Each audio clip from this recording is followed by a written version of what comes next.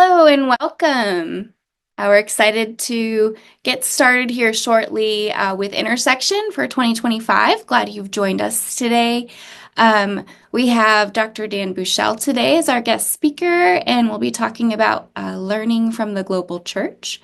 As you're waiting for us to begin here, let us know in the chat where you're tuning in from.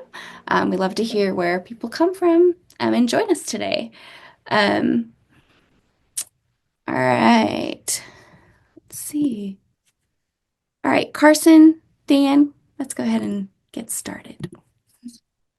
Great. Thanks, Renee. And Dan, thanks for joining us today for Intersection. It's great to have you on the program. Oh, I'm delighted and honored at the opportunity. And welcome to all of you who are joining us here by Zoom today. We're delighted to have Dr. Dan Bouchelle with us. Dan is the president of Missions Resource Network, a role that he's held for almost 14 years now. After 20 some odd years, I'll make up a number of congregational ministry and leadership, and now leading this great nonprofit that partners with churches all over the world. We'll perhaps hear a little more about Missions Resource Network in a bit. But Dan, it's again just a pleasure to have you here, and we're utilizing you and the work that you've been doing and others in your group to help us think a little bit about what we might learn from the global church. So, looking forward to this conversation today. Those of you who are joining us, I see familiar names and new names there. It's great to have you join us. Give us a shout in the chat feature where you're tuning in from. Uh, Love to uh, see your comments coming in on the chat. And as we go through the program today and have interactions here with Dan, if you've got a question that emerges, I'd invite you to use the Q&A feature at the bottom of your screen, the question and answer button. Click on that and ask your question there as we get into our conversation today.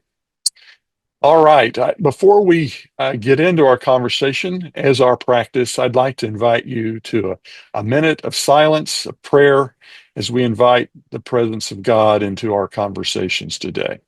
Let's pray.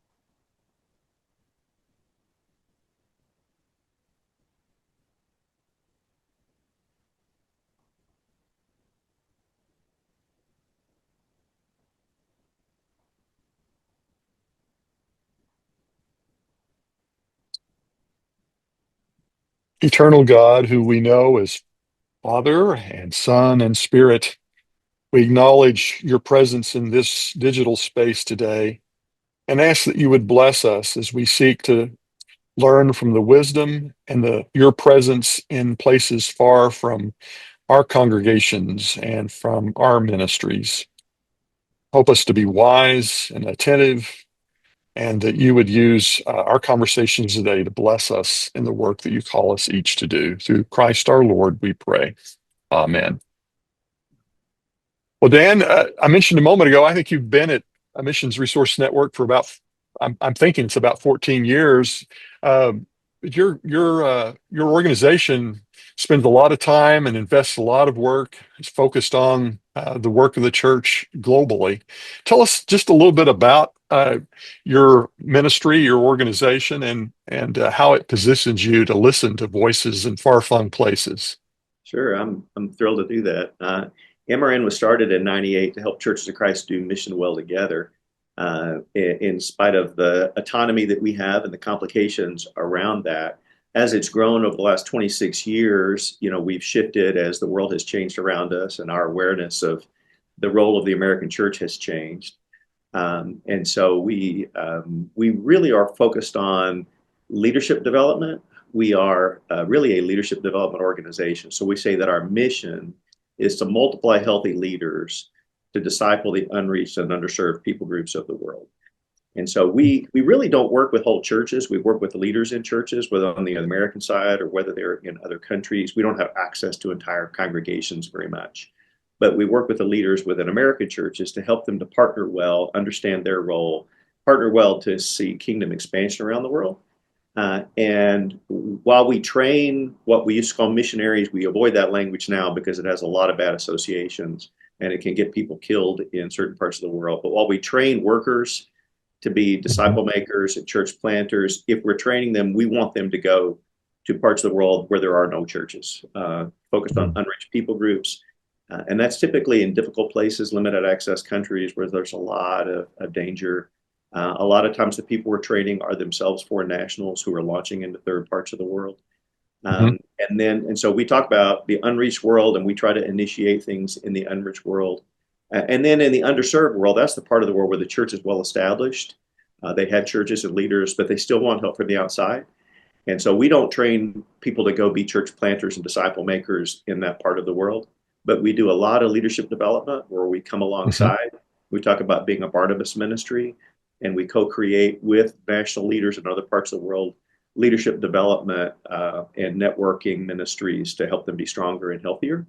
And then we try to help Americans to play a healthy role and a humble role to bring the things God's given us into global partnerships to expand kingdom and to help the church be healthier as well as expanding around the world. So we get to sit at a lot of cool tables, see a lot of great things that God is doing, and the messes that exist everywhere you go. So Sure. Right. Well, thinking about the ways in which you and your colleagues are seeing God at work and in many, many places, I know I've had conversations with you and some of your staff about places like India and the Southeast Asia or Africa. I know there's a lot of initiatives there and beyond. But as you all engage in those things, I'm just curious, what do you see uh, that's particularly distinctive about church leaders there? I get the sense that there's a lot of a vision and a sense of perspective about the presence of God that just is yeah, astounding. Talk to us about what you see when you're with leaders in other parts sure. of the world. The first thing I'd want to say is that Americans' obsession with the decline of the church is really, really inappropriate at a time of expanding kingdom around the world. It's a great time to be alive and love Jesus. Kingdom of God has expanded dramatically around the world. It's not in a lot of the churches that we have known. White middle class churches, particularly with restoration roots, are struggling in a lot of ways. But we're the anomaly. We're not the norm. And so we see tremendous capacity and excitement around the world as the kingdom is breaking in lots of places. But the thing I think you would notice if you left US and went to almost any other country in the world, except for a few Western secularized countries, is that God just gets a whole lot bigger when you land in another country. Mm. We live in an incredibly secularized, mechanized world that is anthropocentric. We really put a lot of emphasis on what people do, and we have a very small view of God and his power. It's not natural for us to think in terms of an active spiritual world or to really depend too much on God. God kind of gets moved to the periphery as somebody that we want to please and somebody that gave us some good ideas, but we think we're the actors on the stage and we think God is in the audience or in the wings. But when you go to almost any other part of the world, God just gets a whole lot bigger. It's a transcendent world of an active spiritual reality and a much greater dependence upon God to show up and make things happen, a much lower estimation of our own capacity and what we bring. I It's suppose that means I would think that shows up in a lot of ways, oh man, I mean, the right, like prayer permutations of that life, are or massive. Yeah. to see God in things and name God in places. How do you So Yeah, we pray and we think prayer matters and we do it, but we think of prayer as preparation for ministry, whereas in most of the world, prayer is ministry. You don't Prayer is ministry. pray Yeah. in preparation to plan. You don't pray in preparation to do ministry. Prayer is the work. Because God is the driver. He is the Lord of the harvest. He is the one who makes the difference. If he doesn't move, there's nothing that we can do. And we want to join him and submit to him and follow him.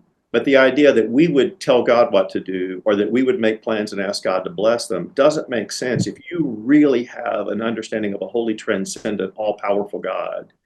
Hmm. And you're in a context of tremendous spiritual opposition and other spiritual entities that are working against you. So prayer becomes work in a way. And God becomes the director of what we're doing. And the locus of power is in God and his movement and finding our place within what he is doing around us and the other spiritual forces that are happening. And Yeah. that's rare in an American context. Yeah. Give us an example or two about how I love that phrase or that declaration that prayer is work. It's not a preamble or kind of a blessing at the end, but it's actually the work itself. Can you give an example or two of how you've seen that, what that looks like in some settings?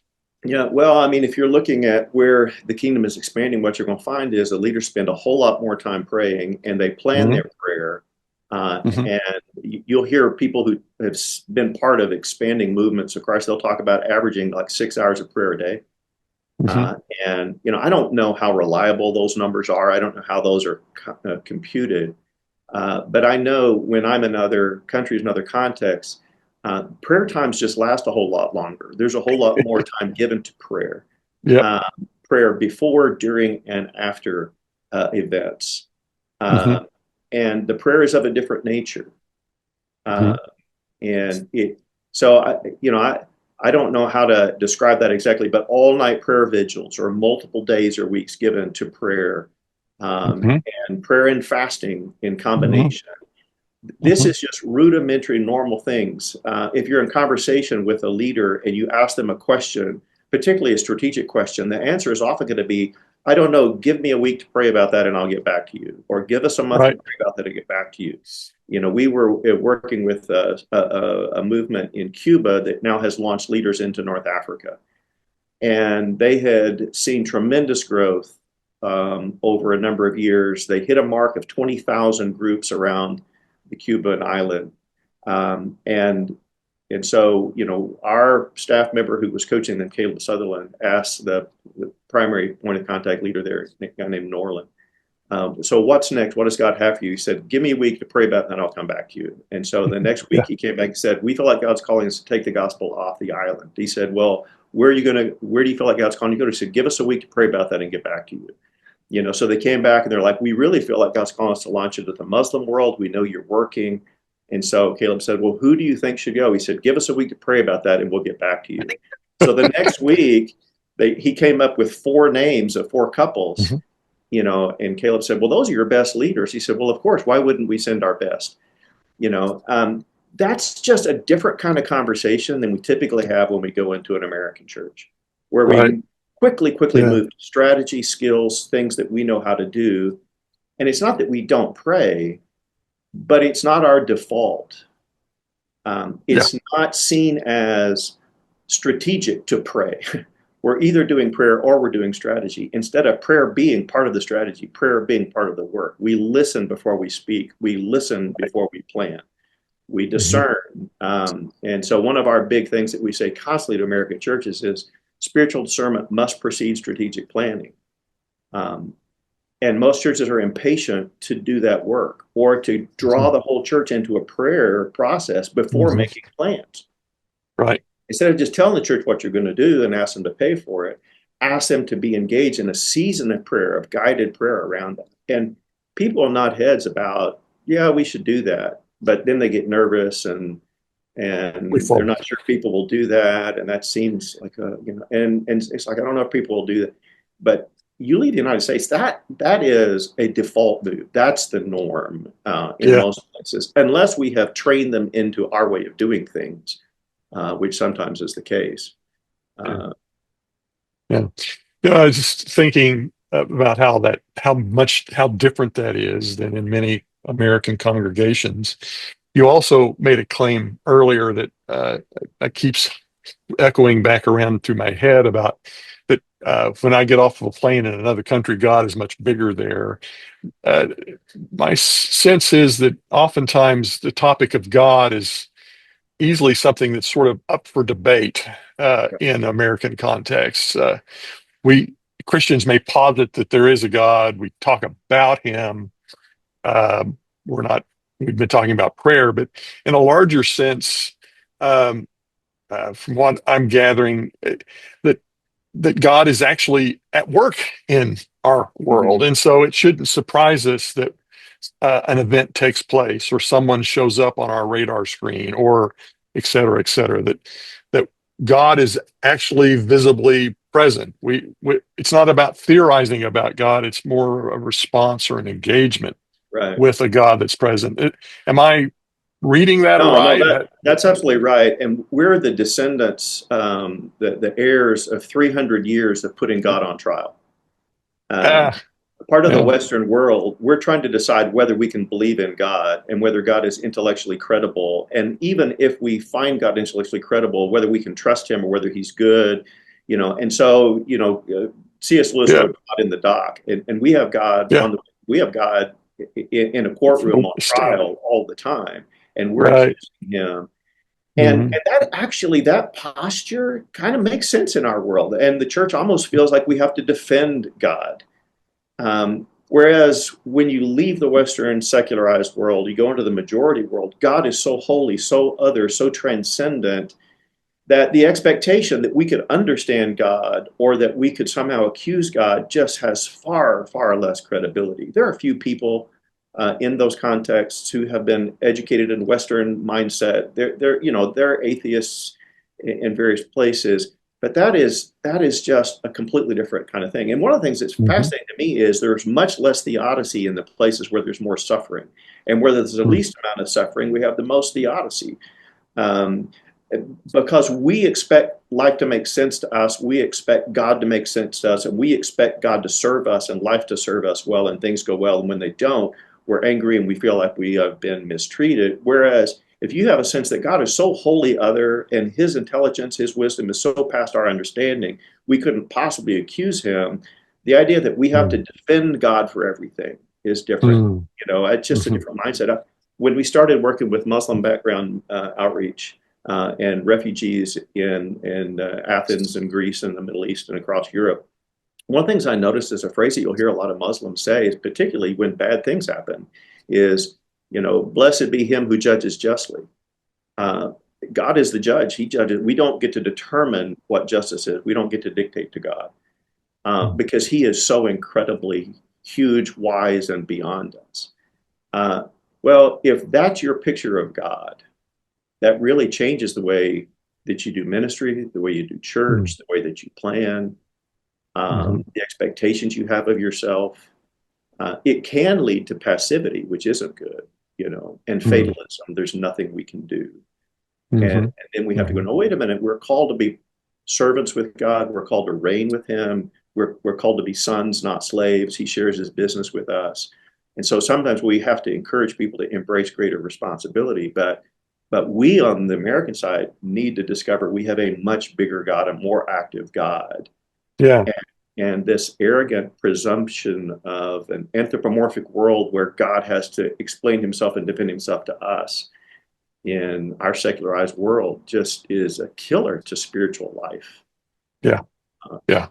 Yeah. No, I'm taking this. I want to take this a little different direction, Dan. Thinking about a God who's active and at work in the world. Um, uh, I wonder if many of the churches that we're a part of in North America are, um, I don't know. I'll just say institutional. I don't mean that. I'm trying to be descriptive. I'm not trying to make right, too much of a judgment there, but we've been around a while. My church has existed for 50 years or 75 years. We've got a building. We may have a mortgage. right, We've got insurance. We've got a professional staff, and all of that. But my guess is that many of the church movements, and I now want to introduce maybe another term here, movement. Uh, uh, Many of the movements that you may see maybe take a little different posture toward things are new and things are happening, and there's much more elasticity, I would Right. assume, that's present. Talk to us a little bit about uh, what do you see in the culture of those movements in congregations that might be helpful for those of us who live in more of a staid institutional sort of expression? What's happening in movement there that might be things we ought to think about or reflect on? Does Yeah. that make sense? Yeah, absolutely. And this is not a simple binary of the American church is this way and the global church is another way, right? Because Yeah, that's thing, true. we've exported all of our diseases, and human nature is the same, even though it manifests itself differently in different places. But having said that, with all the disqualifiers, we in the West tend to make church very institutional, and we're trying to use people to save churches. And the abstraction Mm, is the goal, and we're trying to figure out how to feed people into this institutional machine, right? And it's the preservation of the institution which takes mm, precedent, and our leaders feel responsible to save the institution, preserve the institution, and we end up using people and not realize that that's what we're doing in the name of saving the institution. Was an abstraction, but the people are eternal themselves.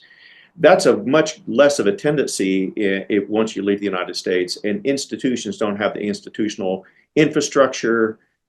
They don't have the kind of investment in facilities. They don't have the kind of financial resources. They don't see themselves as too big to fail. And there they have a greater sense, most of the time, of a sense of that we use churches to save people. We don't use people to save churches. And so we want mm. to leverage the church to expand. And it's fascinating to me to travel to a place like Ghana and visit a church like the Inswam Road Church. And the first time I met them in 2011, probably, and I was there, they didn't have their building finished. They didn't have the doors in. They didn't have the windows in. They were meeting in plastic chairs, but they had already planted 25 other churches. Mm. This is a church that runs over 1,000 consistently, and yet they're sending away their best people because they don't want there to be any neighborhood that doesn't have a church in walking distance to lost people. They Mhm. want every village to have a church. And so they feel a responsibility to take the gospel out. And institutional growth is not the goal. It's getting the gospel out, forming people through Christ and through the gospel. That's the Mhm. priority.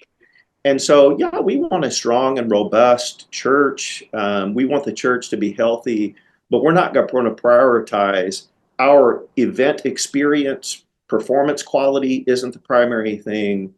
Institutional presence, structures, buildings, these are all secondary because we want to make as much as possible. We want everybody to encounter Jesus. We want everybody to be part of the kingdom of God, and the outward thrust takes precedent over the inward experience or the inward structure. And that's just so refreshing. And while that's Yeah, not at the same level everywhere, that is much more true most places in the United States. And one of the reasons why we're seeing much greater expansion outside the United States than inward, because if you try to save the church, you'll lose it. But if you'll lose your church for Jesus' sake and the gospel, you'll find it again, right? I hear a paraphrase going on there. So yeah, so and that kind of speaks to what I guess I'm sensing in that is that uh, I do a lot of church consulting. So when I walk into an established church, the tendency is we've got to preserve the institution. We're in decline.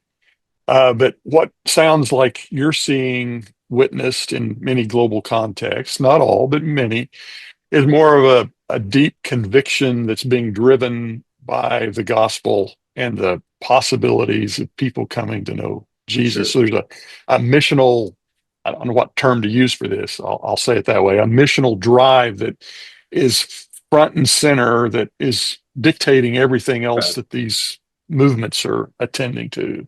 My, Yeah, one of our ministries the last several years has been called Atlantic Bridge, and it's connecting African American churches to Africa for mutual learning. And there are a whole lot of reasons why there hasn't been as much of that as would be desirable.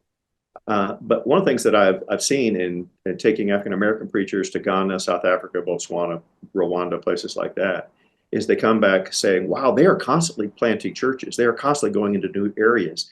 That drives so much of what they're doing. They don't wait Hmm. until they have everything figured out and set here. It's this outward impulse, right? It's like we don't do that. That's not the way we Hmm. think. We're trying to figure out how to get them in. We're not trying to think about how we send out." And that missional mindset is really life-giving to the church in its inward experience. If you have an Hmm. outward mindset, how do we engage in kingdom expansion? How do we engage in the replication of the life of Jesus through more people? You rediscover your identity. Well, your institutional experience becomes a lot more compelling and has a lot more purpose if you're thinking beyond yourself instead of just preserving what you have or saving the institution, which Right. causes you to end up using people and abusing people. Yeah. No, I think that's right. That's helpful to hear. And thinking about people and abusing people, thinking about human beings, if in many global contexts we're encountering a God who is big, who's active, who's powerful. Um, uh, you mentioned something about that you don't see theodicy being the thing is more as and there are downsides to some of this of but but trusting in God to work actively in my life and Right. in your life. Uh, how are people treated? It seems to me that there's a lot of possibility for relationality that might be present in Yeah. congregations and communities of faith where God is seen as active. We care deeply about people coming to be in relationship with Jesus Christ. Talk to us a little bit about uh, how are people in many of these growing movements and churches, how are people seen? How do you relate to others? Is there Yeah. a sense of Well, wholeness there I don't or want to. I don't want to leave the impression that only in Western secular contexts do people get used by churches, because corruption is prevalent everywhere, abuse of authority sure? is prevalent everywhere, mistreatment of people is prevalent everywhere. Having said that, um, outside the U.S., you tend to have a much more relational dynamic to the church. When How workers do you who have mean? Yeah. the churches in America feel like event centers. Um, Mm, rather than feeling like family gatherings or community. Um, mm, and, we do events really well, but we don't facilitate relationships very well. We're more concerned to communicate certain things, to have an event that has a certain kind of emotional ring to it, that has a certain kind of gives people a certain kind of feeling, make sure that they learn certain ideas, and we have these kind of metrics around our events, but the time to have conversations, people interaction, time with each other, that gets in the way. And we're mhm. more concerned to run events on time and have them go well than we are to really listen and respond and be with people. And it Yeah. comes across as manipulative and rude a lot of times. Um, and there are a lot of ramifications of that. But, for example, I had a friend who was African and studied in the United States for a while, and he was very popular to preach in various churches. And it's just stunning to him how he would go to a church and they would expect him to drive himself to that city. But they buy him a hotel room. He would go into that hotel room and then he would drive himself to church the next day, and he would go deliver his sermon and then a lot of times not even be invited to a lunch, and almost no relational interaction. He was there to Mm, perform a service, a skill in a set time, but almost no personal interaction.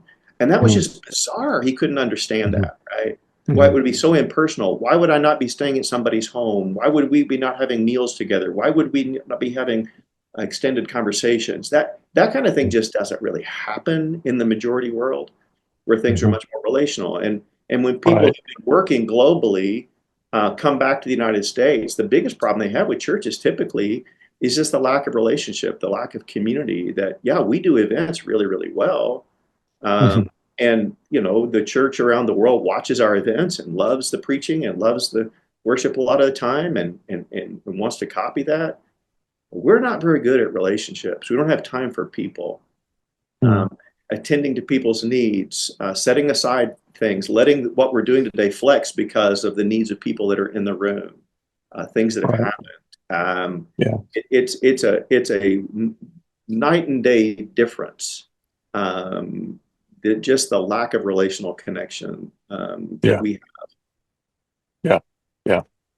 and Thanks for that's not that. universally true. I mean, you can find exceptions in the United States, you can find exceptions globally, obviously, but the tendencies are pretty strong.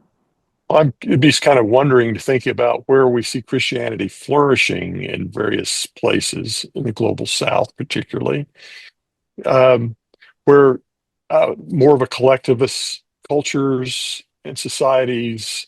Uh, we live in a very time-bound Western Yes, we every, do. and but in other cultures where time takes on a little different kind of posture, uh, also makes it perhaps more inviting for people to slow down and actually invest in each other's lives in Yeah, ways that.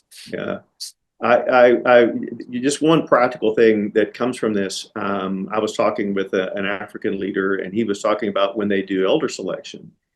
Mm, He said, we don't ask the church as we ask the church about, the character of the candidate and whether they match kind of the scriptural qualifications, but we go to the neighbors of these candidates and we ask them what kind of men they are because their neighbors see them. And in that mhm, part of the world, people live outside and so it's mhm. a more relational context, and people know what happens at their neighbors' houses because they hear windows are open, doors are open, life is more in the street, people have smaller space to live in.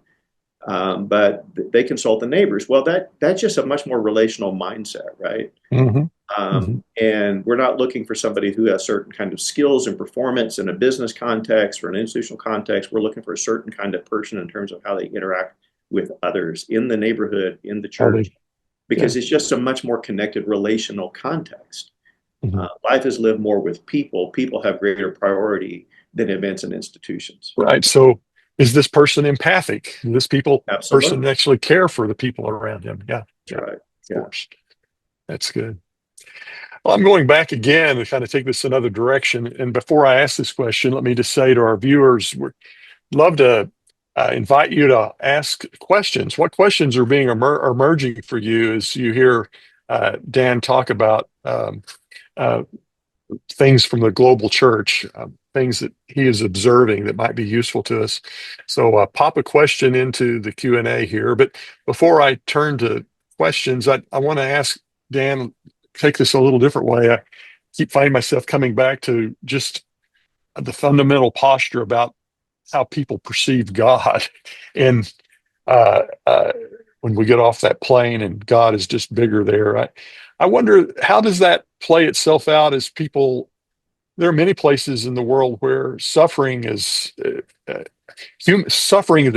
basic human experience. It Right. doesn't matter whether you live in New York City or the backside of the Congo. Um, but I'm just curious, how do you see suffering playing itself out in the life of congregations and communities, and how people live with hardship or suffering? And in light of this idea of a big God, right? Right. If um, what might be there that would be useful to comment on or helpful for us, or is there? Well, I'm once again, curious. if you leave the Western industrialized, educated world that's sometimes called the weird world, and you're in the majority world, there is not the expectation that life should be easy. There is not the expectation I should be healthy and feel good every day, or that God owes me a good day and a good experience and pain-free life. Um, Suffering is a reality. It's part of life. Death is a part of life. Many parts of the world, they sell coffins in the open marketplace, right there next to where they sell the meat and where they sell the vegetables and where they sell the dry goods. You've got the coffin store. And that's not hidden. And death is a part of life. Suffering is a part of life. People get sick. And while there's hope for healing, and obviously there are remedies, traditional remedies, and there's some Western medicine present. There is not the expectation this should get fixed or healed. And so there's hope in the midst of, and learning to live with suffering and learning how to live with death. And in that context, persecution is not seen as strange or aberrant. Hmm.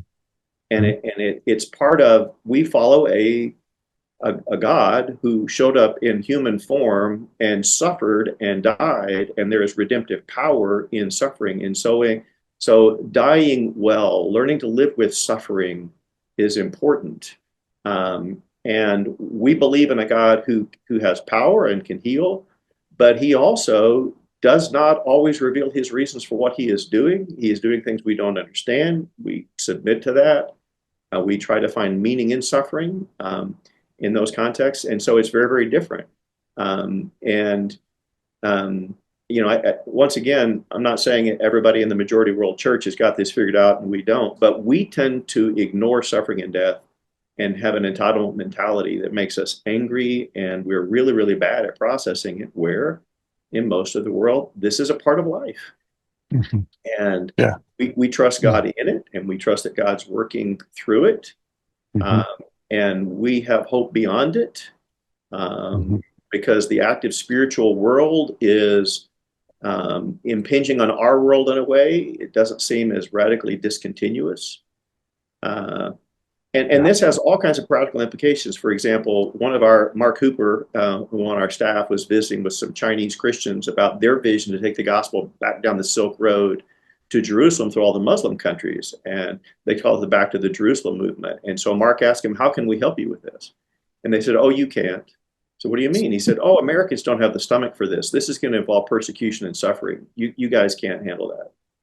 But we understand suffering for Jesus. We understand persecution. We understand imprisonment. We understand we have lived these things. This is something we Mhm. can do, but you're too soft in America to be a part of something like that. Mhm.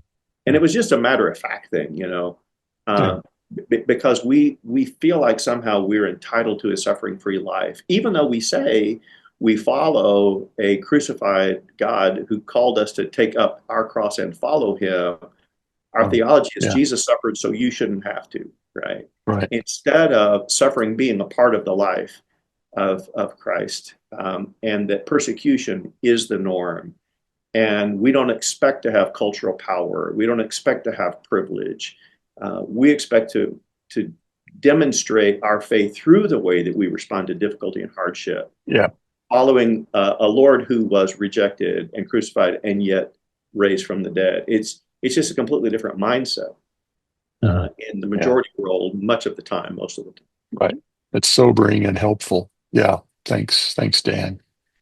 Well, a question comes here from one of our viewers about talking about relationships. You were talking about relationality, and the question reflects that theme of relationality, but then asks, how do in our Western culture, technology is playing an increasing role in congregational life and faith, and or just in our everyday world. Uh, is that a plus or is that a plus or a minus? Right? Is sort of the question. Many places, technology is simply not present. So you want to talk a little bit about I tell you one thing. technology and what you see? What we have learned at MRN in the nearly 15 years I've been here, and particularly as Zoom and other technologies have emerged, and Facebook and WhatsApp and all of these other technologies, is um, technology can be a great way of maintaining relationships, but it's a terrible way of establishing them. Once a relationship is established, once there's trust, once you've Mhm. had life on life, in person relational connection, then you can serve that relationship to some degree through Right. technology. But it's at best, second best, right? Mhm. So you need incarnational presence periodically, but in between those times, there are a lot you can do to invest in those relationships. You can make an introduction through technology, but you can't really get to know somebody very well. And we're not going to trust a relationship until we've been on the ground in a context with an actual person and seen them in a live setting. We're going to be very, very careful about that. Mhm. Uh, we're not going to have a relationship where we do only online things. We're still going to travel and be on the ground and be with them. And we want them to be with us, because life on life incarnation is the way the gospel works. It's Right. not just downloading information. It's not just exchanging data. through bits and bytes and pictures and pixels. There has to be something that is beyond that. But where those relationships have been established, where there is trust, yeah, there's a lot we can do to enhance them. But Sure. it's always second best. It's always Yeah. second tier. It needs to be our left hand, but not our right hand if you're a right-handed person, or Mhm. converse if you're a left-handed person, right? Yeah. It's the Right. offhand. It's not the strong Right. hand. The dominant, the It's not the main, dominant. Yeah. yeah, feature. Good. Well, kind of piggybacking on that, another question is coming in about talking about how in America that we focus on events, that we're good at events, but how would we, in an American context, maybe learning from some of these observations that you're making, how would we help our congregations and our help church leaders be more relational, to be more relationally driven? Yeah. You want to speak And back into that space again, and if I had how the might answer to we? that question, I'd write a book and retire. Uh, So uh, the church has to incarnate itself everywhere, right? And wherever the gospel goes, it takes on local clothes, local flavor. Jesus wasn't a generic man; he was a first century Palestinian Jew, mhm, mhm, and the church has to incarnate itself. Well, that presents some real opportunities and some real challenges. So if you look at the American context in our culture, we are excessively individualistic. What makes our culture, our context unique? We love big events that give us the illusion of relationships, and preserve our autonomy to have no responsibility once this event is over to anybody that's in the room with us. mhm, We love big concerts done well that give us an emotional feeling of connection and unity, but we want to be able to walk out at any moment and opt in and opt out as we want. The mhm. gospel can lean into that only so much, right? And there are places where the gospel Yeah. is a countercultural rebuke to unhealthy values and our excessive individualism, our wanting to use all events to give us a certain kind of experience, a lack of responsibility to care for other people, invest in other people, live with the difficulty of relationships that put responsibility on you to care for others. We have to be countercultural. And if we put all our weight into contextualizing into an impersonal, event oriented, manipulative kind of culture that gives people an illusion of connection they don't actually have, or not serving them very well. That doesn't Yeah. mean doing events poorly is a good strategy, but we've got to surrender our love for efficiency and immediate impact for transformation. We've got Mhm. to, you can't do relationships efficiently. If you want to have an efficient date with your wife, don't expect this to be a romantically transformational evening. If efficiency is the primary value and getting the most bang for the buck, don't expect to be high trust, high vulnerability. We are Yeah. so focused on numbers up and to the right, efficiency, and effectiveness, that we actually undermine the very kind of relational qualities that allow things to be powerful over the long haul and transformational. There's just Mhm. no efficient way to spend quality time with your kids, with your neighbors. So let me give you an illustration of how this works. I was talking with some Southern African people from multiple countries, and I asked them about their experience with Americans, and and for some reason they trusted me enough to be pretty vulnerable, and they said Americans are rude. And I said, well, what do you mean by that? And they said, well, if I'm at the train station and I see a friend and he's coming back from a trip and he's an American, we will exchange greetings, and then pretty quickly he will tell me he's been gone and he needs to go home and see his family, and then he'll schedule a time to talk to me later. But if I see someone who is, this particular person was from Zambia, who's Zambian, and I see him at the train station, no matter how long he's been gone, he's going to stand there and talk to me, and we're going to catch up. And if he's late getting back and talk to his family, they will understand because he ran into a friend, and that Moment. relationship has value.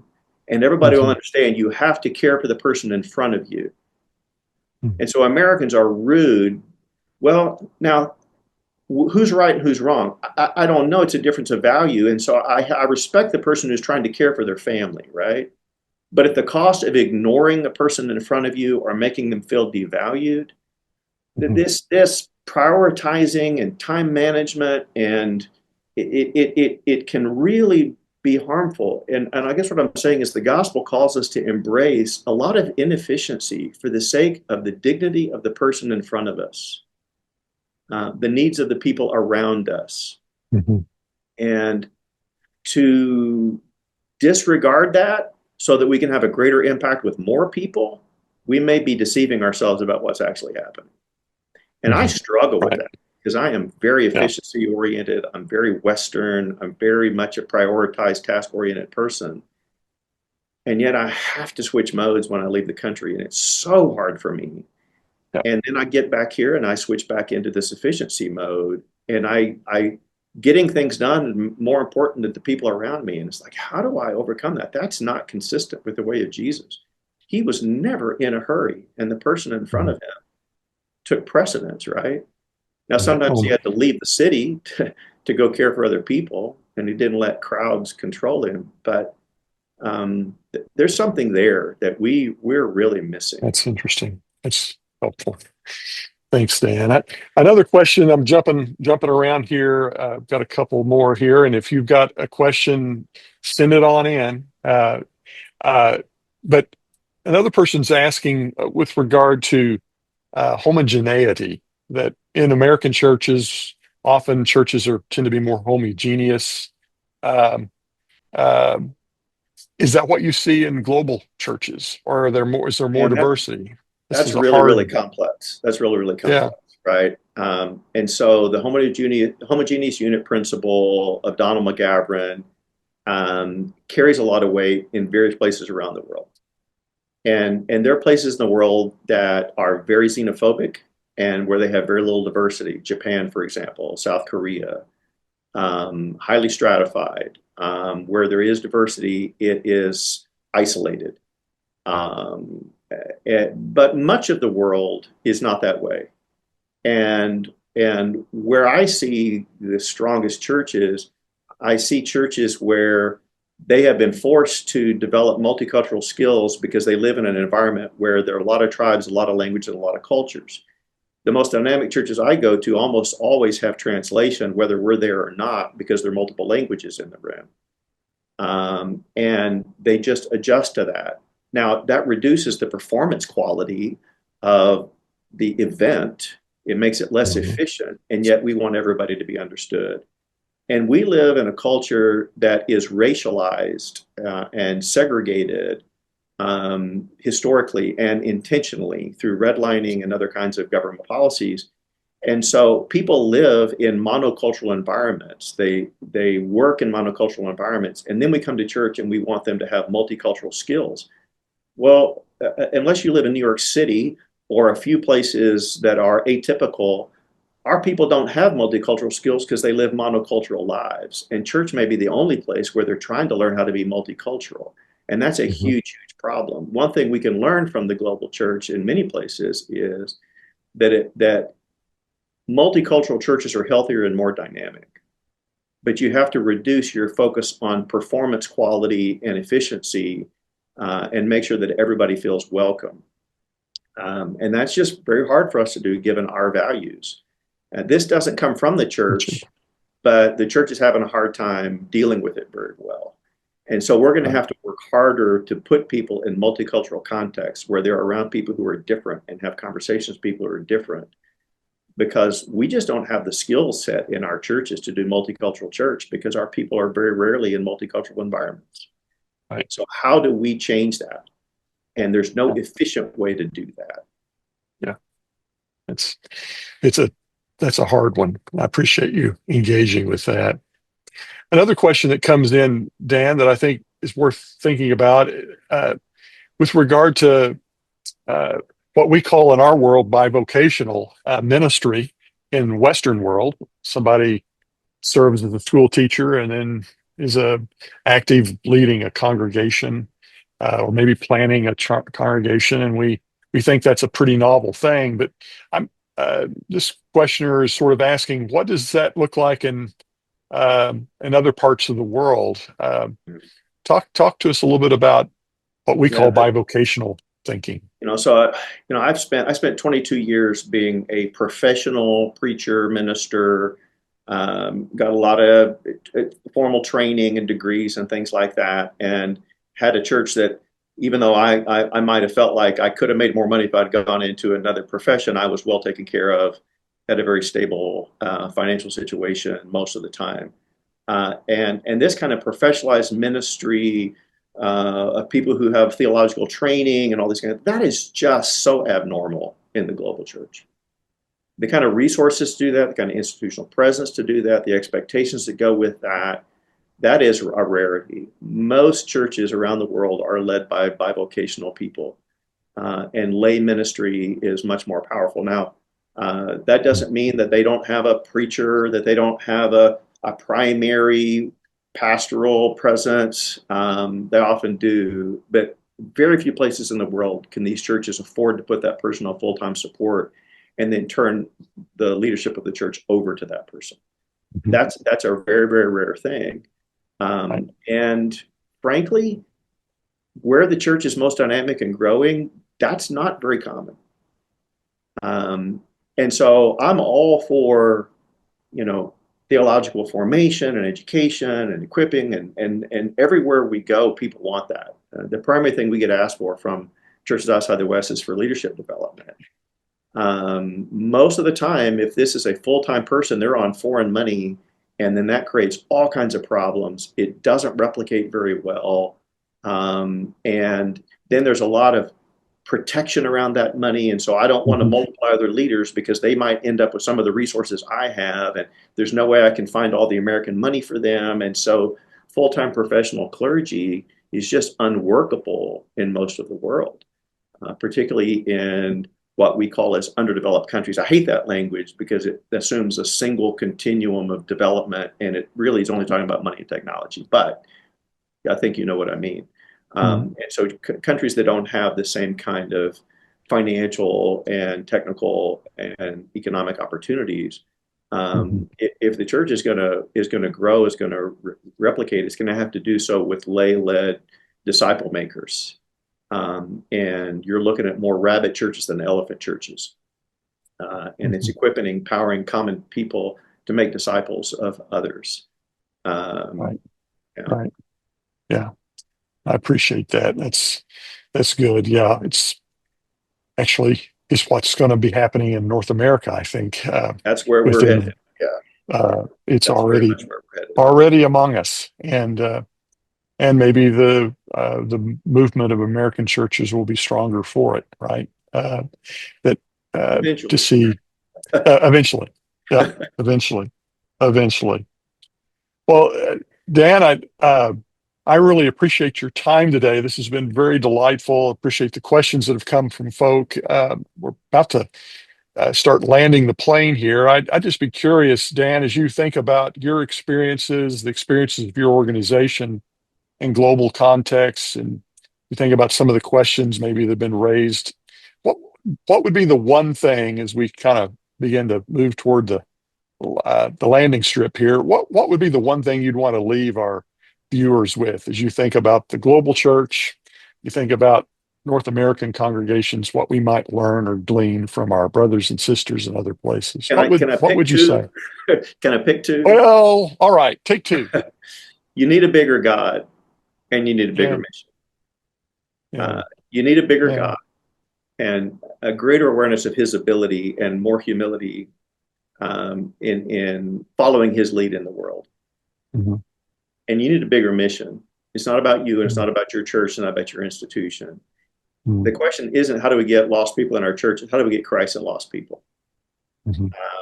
How do we facilitate an encounter between lost people in this really big transcendent God who Yeah, is so far beyond us and yet loves us so incredibly? And yeah. rediscovering the God of mission and the mission of God is where we need to go in the United States. And it's been a while since what we were a part of could be called a movement. Um, and so rediscovering that massive, awesome transcendent, unknowable, in many respects, God, who calls Mhm. us into this incredible mission and equips us and wants to work through us. That's my two things. I love it. I love it. And the great thing is that both of those are absolutely true. And we sometimes just don't have the imagination or the faith to lean into the realities of those. Hey, Dan, thank you so much for your time today, and more importantly, for the work that you and others are doing and serving churches globally and helping churches here in North America serve churches globally. Thank you for your time today. You're very welcome. And if I could just share one other thought, um, there's a real temptation to have a superiority mindset from the West to the rest. Mm, And we've got to get over that.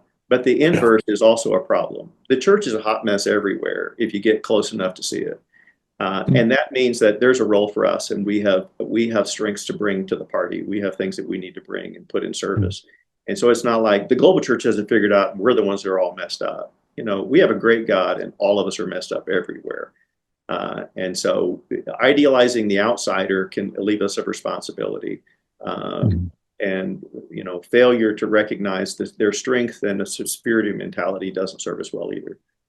Yeah, that's good.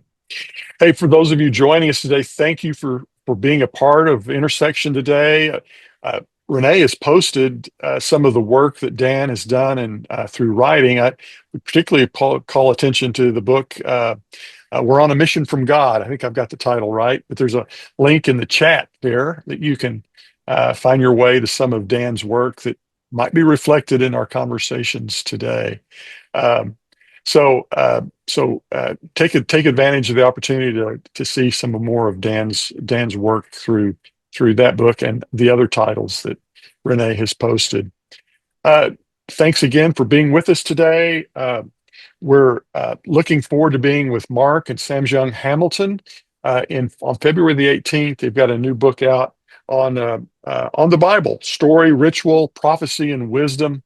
And we'll be talking to them about how do we bring people into the world of Scripture in our congregations. I think that'll be a good topic and look forward to being with them on February the 18th.